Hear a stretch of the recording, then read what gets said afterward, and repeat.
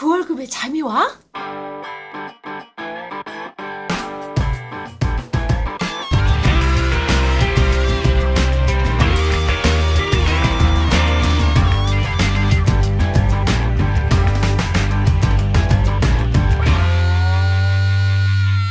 네, 안녕하세요. 이 월급에도 잠이 오게 하는 방송 예버니 스토리 TV 뭉치의 양승민입니다. 반갑습니다. 안녕하세요. 반갑습니다. 오늘 귀한 손님을 모셨는데요. 귀한 손님 섭외 담당 미래형 꼰대 김광주입니다. 아유, 반갑습니다.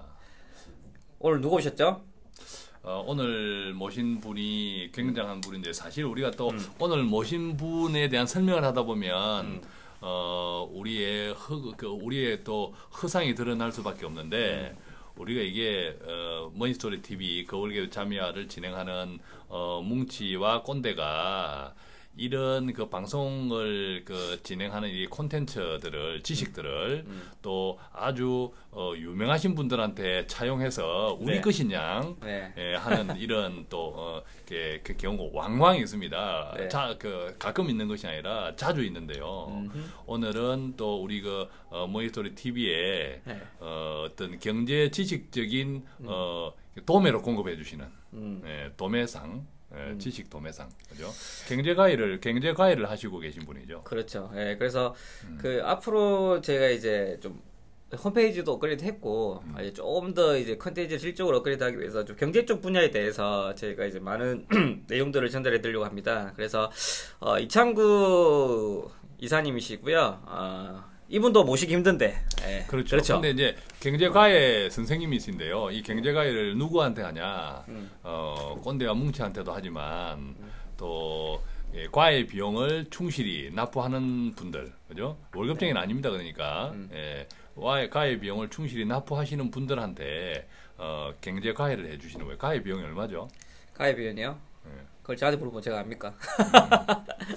네, 그래서 오늘은 자본주의 작동 원리를 이해하자라는 주제로 강해 주실 이창구 이사님을 큰 박수 모시겠습니다. 와, 반갑습니다. 자본주의 작동 원리가 이게 자전거가 작동하는 원리하고 다른 모양이죠? 예, 반갑습니다. 이창구입니다. 자본주의 작동 원리가 자전거 타는 원리하고 똑같죠. 똑같습니까? 달리다가 쉽네요, 그죠? 멈추면은 넘어지는 거. 그게 자본주의의 기본적인 원리하고 똑같은 것 같습니다. 안 넘어지려고 이제 발로 탁 뛰잖아, 발로. 그러다 보면 이제 발이 부러지고 그렇죠. 이런 경우도. 이사님 간략하게 소개 좀 해주시죠. 예. 소개는 제가 하는 거죠. 소개. 예. 소개. 일단 본인이 우리 네. 과외 선생님 본인을 어떻게 소개하는지 한번 또 들어볼까요? 예, 반갑습니다. 제가 학교 졸업하고 나서 제가 이 사회에 제일 첫 발을 내딛은 게 그 대한전선이라고 하는 회사의 회장 비서실에서 제가 회장님 자산 관리하는 업무를 제일 처음 접하게 됐는데요.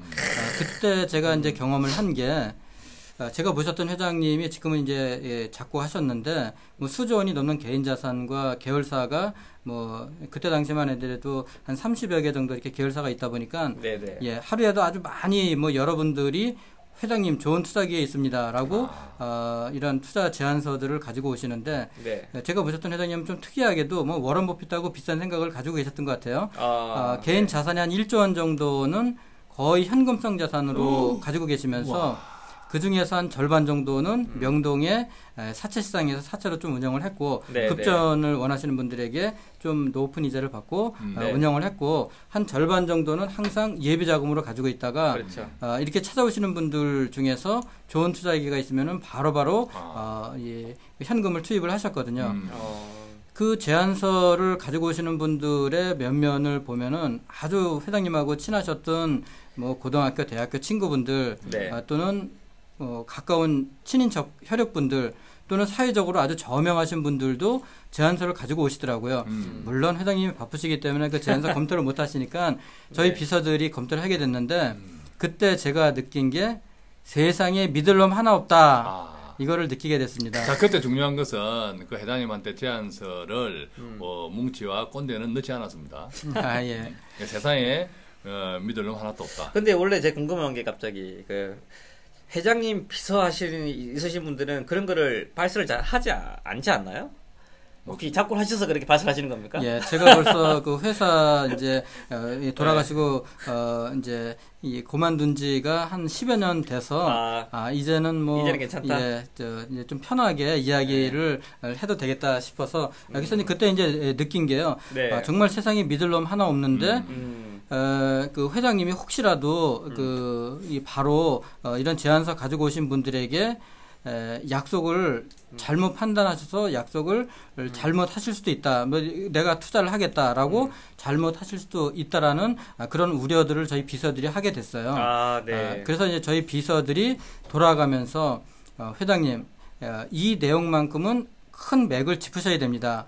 해서 비서들이 각 파트별로 정기적으로 돌아가면서 회장님께 이 자본주의가 돌아가는 작동 원리에 대한 각각의 콘텐츠를 만들어서 경제 과외를 진행했던 거. 이게 이제 제가 경험을 한 그런 그 자산 관리에서 큰 맥을 잡는 자본주의 작동 원리를 이해하자라고 하는 게 지금 제가 자산 관리 조언 업무를 하면서 그때 얻은 그런 힌트와 그때 공부했던 그런 콘텐츠를 가지고 지금도 진행을 하고 있고요. 오늘부터 해서 주로 이제 말씀드릴 내용이 그 근간을 가지고 말씀드리게 될 겁니다. 야, 그러면 여러분들은 이제 대단한 그 현금성 자산 1조 원을 굴렸던 그 회장님, 그죠? 회장님의 실질적으로 또 어떻게 굴리는 것이 좋을까라는 자본주의 작동 원리라는 것에 기초로 해서 어떻게 굴리는 것이 좋을까라는 그것들을 실질적으로 어드바이스 해 주셨던 그 우리 그분의 이야기를 지금부터 시리즈로 듣게 될 거예요. 와, 이거 비싼데. 야, 비싼데. 이사님 계속해서 진행해 주시죠. 예, 네. 알겠습니다. 그럼 오늘 제가 이제 준비한 내용을 시작을 하도록 하겠습니다. 잠깐 제가 준비하신 동영상을 먼저 보시겠습니다. 이 동영상이 노래죠.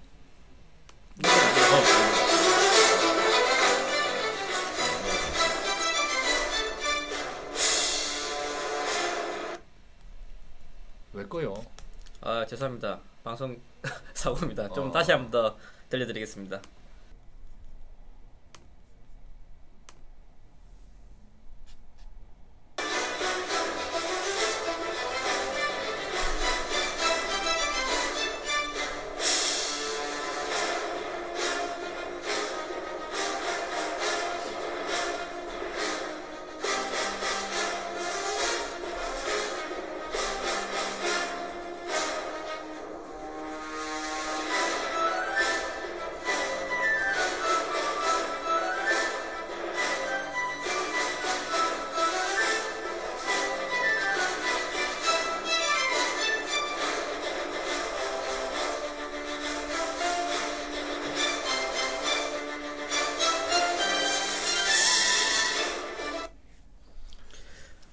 네.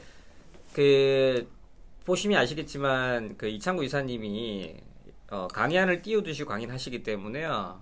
이창구 이사님 강의는 되도록이면, 오디오 파일보다는 비디오 파일로 청취해 주시면 좋을 것 같습니다. 자, 그래서, 이제, 또 비디오 파일을 보신 분들은 이해하시겠지만, 또 오디오 파일을 보신 분들을 위해서 지금 이 동영상은, 그리고 자동차, 즉, 도로의 운송혁명의 이런 변화, 이것들에 대한 동영상을 간략하게 시청했는데요. 자, 이제 계속 이어서 우리 이창구 이사님 또 시간입니다. 예, 20세기 초에 말에서 자동차로 큰 변화가 있었습니다. 네. 그 변화를 읽고 적응하신 분들은 살아남으면서 큰 부를 이룰 수 있었는데 계속 말의 안장을 만들고 말의 편자를 만들었던 그런 분들은 지금 다 사라지고 없었거든요. 그러면은 자본주의 작동 원리 오늘 말씀드릴 내용에서 그러면 지금의 큰 변화는 뭐고 그 변화를 우리가 어떻게 읽고 적응해 갈 것인가. 이게 이제 지금부터 제가 본격적으로 드릴 말씀인데요. 이런 이 변화를 이야기를 할 때 우리나라의 이 자산시장 경제에서 아주 큰 변화 중에 하나가 바로 1997년도 12월 3일 그때 당시에 임창열 경제 이 장관께서 IMF의 구제금융을 신청했던 IMF의 외환 위기거든요. 그렇죠. 이때 당시에 그때 굉장했죠. 이때 당시에 제가 비서실에 있다가 굉장히 뭐 충격적인 뉴스를 접하고 뭐 저를 포함해서 이제 많은 분들이 어떻게 하면은 이 위기를 극복할 것인가 이 고민들을 하면서 뭐 읽어볼 만한 책도 마땅히 없었고요. 먼저 경험했던 선배분들도 계시지 않다 보니까 그래서 이 컨트롤 타워라고 하는 비서실의 각 그룹에 있었던 분들이 그때 이제 모여서 막 고민들을 하다가 어떻게 할 것인가라고 할 때 그때 여러분들이 의견을 낸 것 중에 하나가 그러면은 우리보다 먼저 경험을 했던 외국계 컨설팅 회사한테 한번 물어보자. 그래서 이때 당시에 보통 뭐 한 10대 그룹 또는 뭐 30대 그룹 이런 그룹의 이 컨트롤 타워에서 외국계 컨설팅 회사들한테 진단 요청을 많이 했습니다. 네네. 이때 이제 국내에 진출했던 외국계 컨설팅 회사들이 아주 그냥 뭐 성업을 잃었죠. 한 회사한테만 물어보면은 이 친구들이 하는 이야기가 맞는지 안 맞는지 우리가 긴가민가 하거든요. 그래서 두 군데, 세 군데 동시에 경영 진단 컨설팅을 진행을 했는데, 뭐 제가 몸담았던 회사에서 제가 그래서 이제 비서실에서 구조정본부로 차출이 돼서 구조정본부에서 이 경영 컨설팅을 진행을 하면서 이제 실무자로 이 컨설팅 보고서들을 받아보니까 공통적으로 그들이 했던 이야기가 세 가지를 이야기하더라고요. 네네. 지금도 사연이 기억이 납니다. 어떻게 우리가 대응할 것인가 몇 가지 아이디어를 얻을 수 있을 텐데요. 첫 번째, 남들보다 빨리 팔아서 빚 갚아라. 남들보다 빨리 팔아서 빚 갚아라. 근데 그때는 IMF 자체가 전부 사실은 다 팔아 그랬잖아요, 그때는. 예.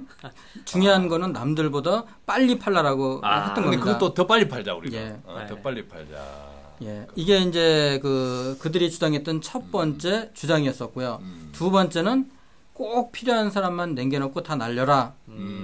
구조조정을 인적 구조조정을 강력하게 또 요구를 하더라고요. 네. 세 번째. 마른 행주도 쥐어짜라. 절약. 예, 그래서 이 복리 후생비, 뭐 접대비 이런 비용들이 절대적으로 그때 확 이제 깎이게 됐죠. 그때 우리나라의 많은 기업들이 이 외국계 컨설팅 회사의 조언을 아주 충실하게 받아들였죠. 네. 그래서 한 10여 년이 지나는 그 기간 동안에 우리 기업들이 성실하게 구조조정을 해서 우리의 기업들은 참 재무적으로 건전화됐어요. 네. 그런데 문제는 이게 지금의 우리 이제 경제 상황과 바로 이제 연결이 돼서 이따 뒷부분에서도 좀 이제 말씀을 드리겠지만 기업의 부실이 가계의 부실로 전이가 된 겁니다. 아니 근데 그때 기업도 다 팔았지만 가게도 다 팔았잖아요. 가게도 빨리 팔지는 못했지만 가게가 제일 뒤에 팔긴 했죠. 뭘 팔았냐? 뭘 팔았어요 그때? 우리가 금을 팔았잖아. 금을 팔았잖아. 가게는 금을 다 팔았는데 그래도 이게 결과적으로는 가게에 전이가 되버렸다고. 그렇죠. 늦게 팔아서 그런가 금을. 예, 그래서 이 IMF 이 외환위기를 우리가 김대중 대통령 시절에 구제금융을 신청하고 4년 만에 198억 달러를 우리가 IMF에서 구제금융을 받았었는데 불과 4년여 만에 198억 달러의 구제금융을 다 갚고 DJ가 물러나시기 전에 우리는 세계에서 유례 없을 만큼 빨리 IMF 구제금융을 갚았다. 그래서 우리는 IMF를 졸업을 했다라고 그렇게 이제 선언을 하셨는데 빨리 하는 건 우리가 잘하지. 저는 천만의 말씀이라고 생각을 합니다. 이게 결국은 지금의 가계부채를 잉태하는 그런 요인이 됐죠. 그러니까 이게 빨리 하면 항상 부실이 돼요, 그죠? 네. 그래서 한 10여 년 동안에 우리 기업들이 가계로 이 부실을 상당히 전이를 해서 클린화되고 약 10년 후에 2007년도에 베어선스가 파산이 되고 2008년도에 리먼 브러더스가 파산이 됐을 당시에 우리의 기업들이 미리 선제적으로 구조조정을 했기 때문에 그래서 상당히 앞서 나갈 수 있는 그런 기회를 잡게 된 거죠. 여기서 얻은 교훈이요. 디레버리지, 그러니까 부채를 미리 다 이렇게 줄여놓은 그런 우리의 기업들이 상대방이 어려워졌을 때 기회를 잡을 수 있었던 거거든요. 조만간 제가 이제 뒷부분에 말씀드리겠지만 조만간 있게 될 이런 부채가 붕괴가 될 때 우리가 미리 선행적으로 이렇게 부채를 줄여놓으면은 상당히 기회를 얻을 수 있다. 그게 이제 볼 수 있을 겁니다. 97년도 IMF 외환위기에 가장 큰 기업이 무너졌는데 바로 대우였었죠. 대우. 네. 예, 대우가 그때 당시에 부채 비율이 약 950% 정도 됐거든요. 네. 레버리지를 한 10배 정도 일으켰었죠. 네. 그런데 2007년도, 2008년도 외국계 금융기관들은 뭐 훨씬 더 심하게 20, 30배의 그런 레버리지들을 이용을 했었는데 이 금융위기 이후에 그런 레버리지를 일으켰던 이런 나라들이 막 이제 파열음을 일으키기 시작을 했고 그럴 때 제일 부실했던 유럽에서도 제일 남쪽에 있었던 그리스가 제일 먼저 붕괴가 되기 시작을 했죠. 이분이 나나 무스쿠리라고 하는 우리나라로 얘기하면은 이미자 선생님 같은 그런 그리스의 국민 여가수인데요. 좀 무스쿠리하게 생겼다, 그죠? 예, 무스쿠리하게 좀 생기셨네. 예. 이 나나 무스쿠리 이분이 제2의 전성기를 지금 누리고 계시는데요. 이분이 부르셨던 이 노래 중에 이 돈데보이라고 하는 노래가 있거든요. 이 돈데보이가 나는 어디로 가야만 하는 건가요? 희망을 찾는 것이 내 바람이에요. 난 혼자가 되어버린 거죠. 혼자가 되었어요. 사막을 떠도는 도망자처럼 난 가고 있어요. 돈데보이 돈데보이 이렇게 그 슬프게 부르신 이 노래가 제2의 전성기를 누리고 있고 나나무스쿠리 이분이 70이 좀 넘으셨는데 지금은 그리스를 대표해서 유럽 의회의 국회의원으로 지금 정치도 왕성하게 하고 계십니다. 원래 가수였는데. 예, 그렇습니다. 지금 정치인이다, 그죠? 꼰대 이 노래 알지 몰라요? 돈데보이 한번 불러보시죠. 우리는 뭐 이게 우리가 직감적으로 그냥 돈데 보인다, 돈데 보인다. 그래서 돈데 보이구나. 돈데 보인다, 돈데 보인다 이렇게 직감적으로 이해. 아마 들으시는 분들도 이 오디오만 들으시는 분들은 돈데 보이, 돈데 보이 이게 돈데 보이가 그리스. 그죠? 예, 그리스인데 이게 이제 그냥 오디오로만 들으시는 분은 돈데 보이 이게 돈이 돼 보이나 이런 식으로 이해하시는 분도 간혹 있지 않을까 생각이 듭니다. 억지로 끼워 맞춘다고 너 욕 본다 우리 꼰대 씨. 제가 할 말이 없어요. 애쓰고 있습니다. 계속 이어가시죠. 네. 근데 그리스는 그때도 조금 그리스가 조금 이렇게 어떤 전체 글로벌 경제의 핵으로 등장했는데 요즘도 그리스가 만만치 않죠, 그죠? 예, 그렇죠. 그러니까 그리스가 2007년도, 2008년도 금융위기 이후에 부채를 줄였어야 되는데 이 친구들이 부채를 줄이지 않고 다른 사람들의 돈을 끌어들여서 겨우 위기를 좀 연장을 시켰다가 그 부채가 지금 다시 또 이제 터지고 있는 거죠.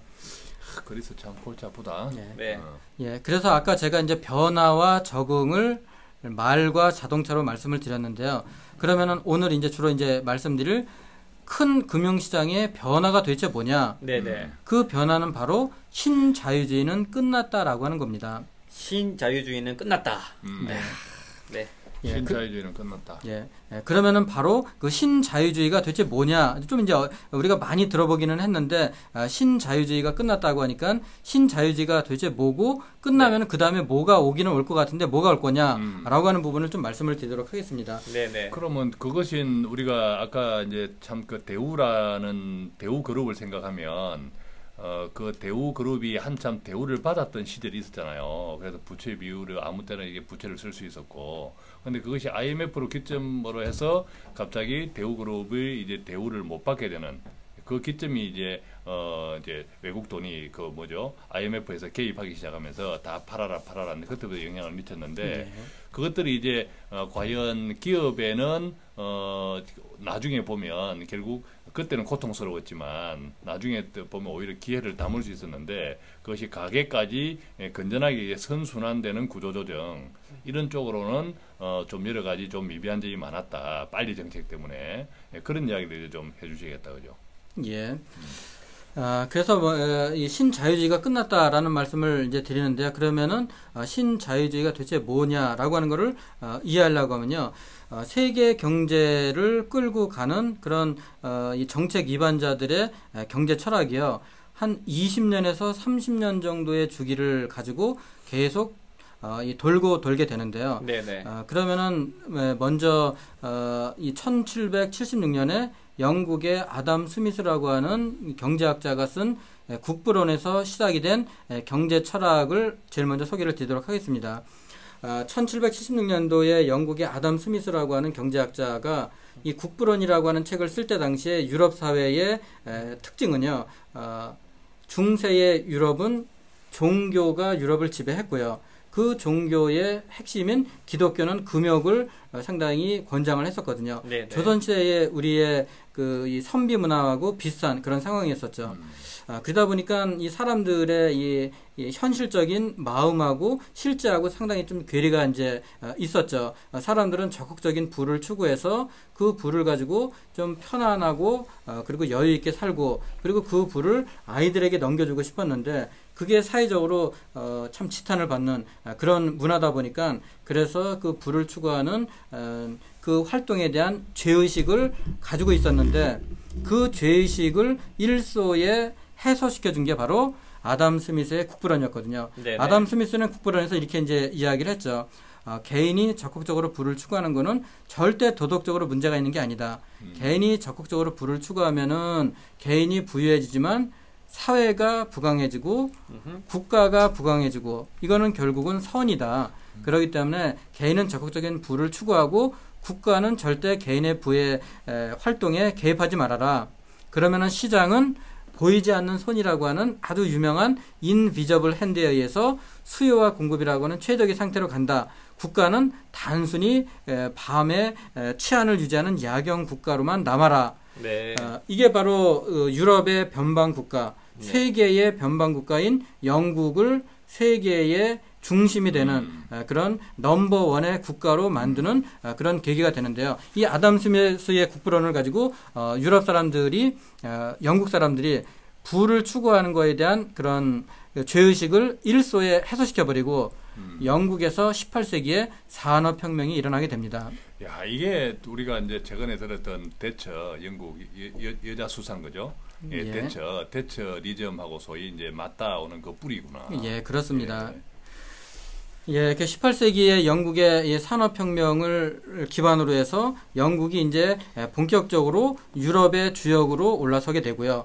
그리고 세계의 중심으로 올라서게 되죠. 이런 영국의 산업혁명이 19세기에는 유럽의 열강들에게 이제 전파가 되면서 19세기의 유럽이 이 중국을 중심으로 한 그런 이 동양을 이제 앞서게 되죠. 물론 거기에는 뭐 1840년경에 그 아편 전쟁이 계기가 되는데요. 이 아편 전쟁을 일으킨 거 이런 것들이 다 유럽 국가들이 산업혁명을 일으켜서 적극적으로 부를 추구하면서 시장을 좀 더 넓히기 위해서는 좀 더 많은 시장이 필요한데 네. 그 많은 시장을 위해서는 적극적인 식민지를 개척을 하는 그런 이론적인 기반이 사실 또 위로 올라가 보면은 아담 스미스의 국부론이라고 이제 볼 수 있는 겁니다.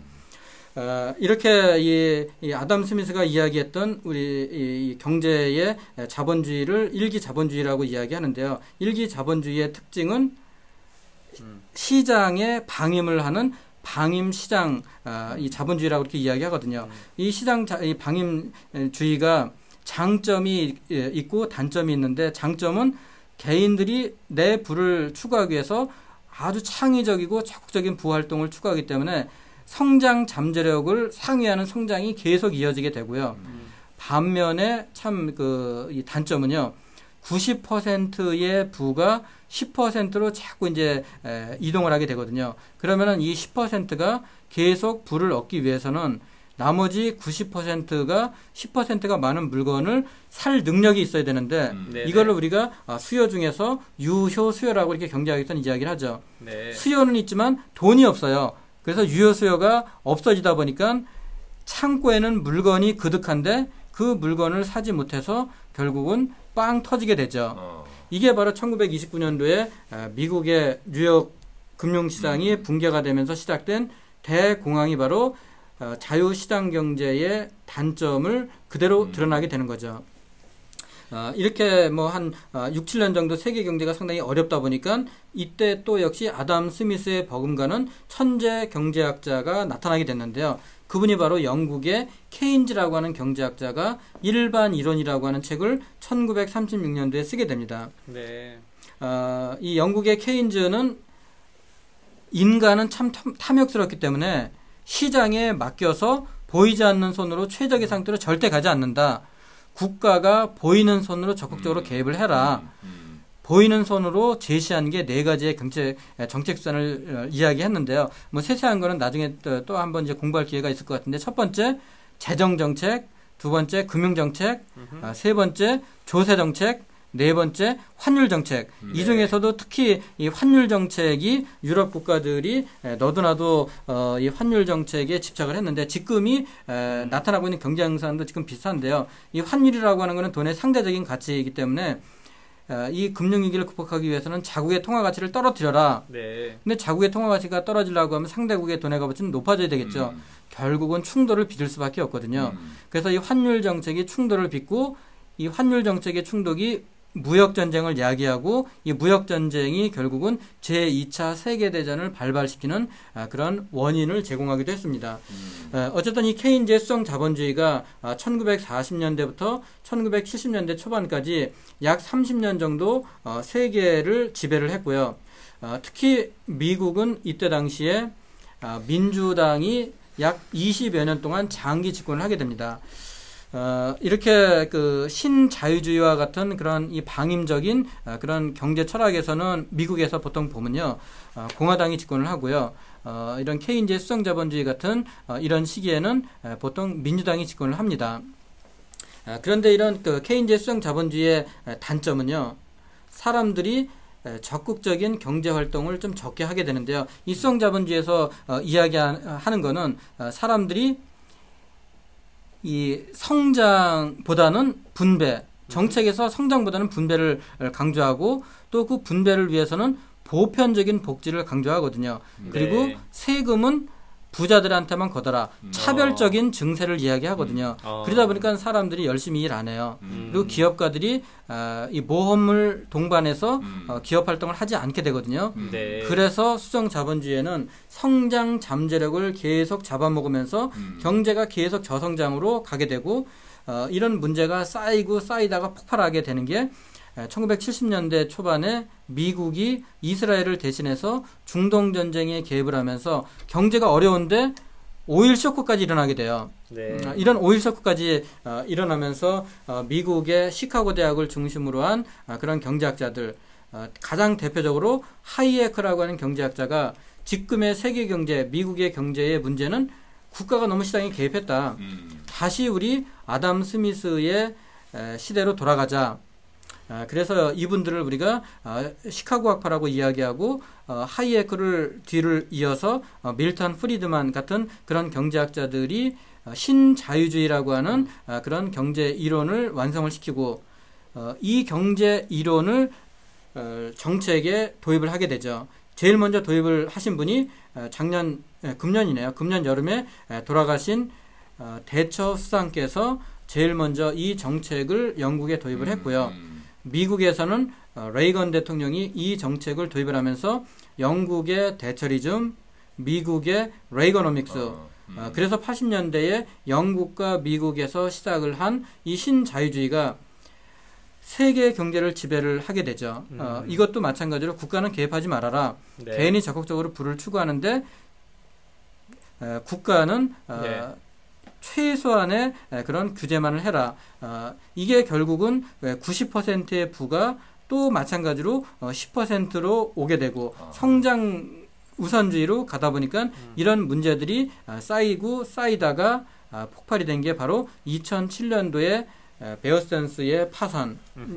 그래서 2007년도 이후에 케인즈의 수성 자본주의로 다시 돌아가자 라고 해서 지금 2014년이니까 한 6, 7년 정도 수성 자본주의가 지금 진행이 되고 있는 거죠. 제가 이거를 좀 장황하게 말씀드린 이유가요. 네. 한번 자리 잡은 경제 철학은 20년 이상 관성의 법칙에 의해서 지속이 될 수밖에 없습니다.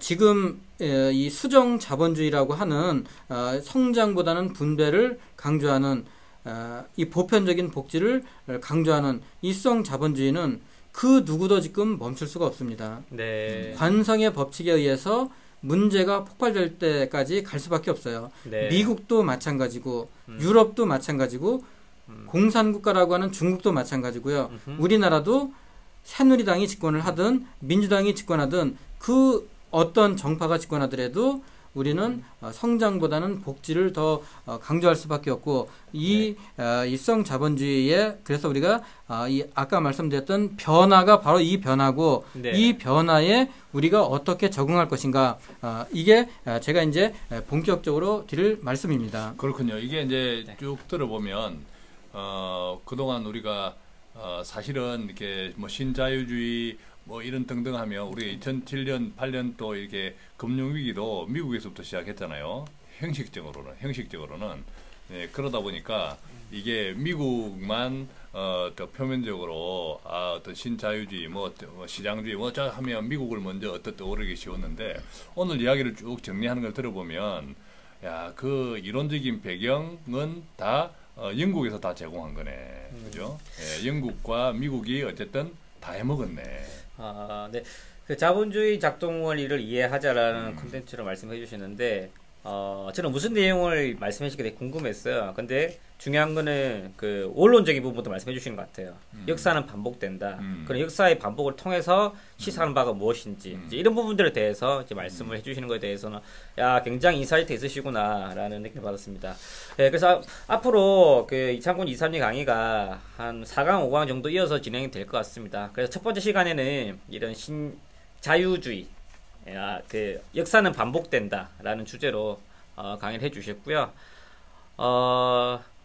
뭐 좀 쉬었다가 2강부터 계속 진행할 수 있도록 하겠습니다. 자, 여러분들은 네. 회장님의 재정주치, 이창구 이사님의 탁월한 경제과의 특강을 지금 참 뻔뻔스럽게도 무료로 청취하고 있습니다. 그죠?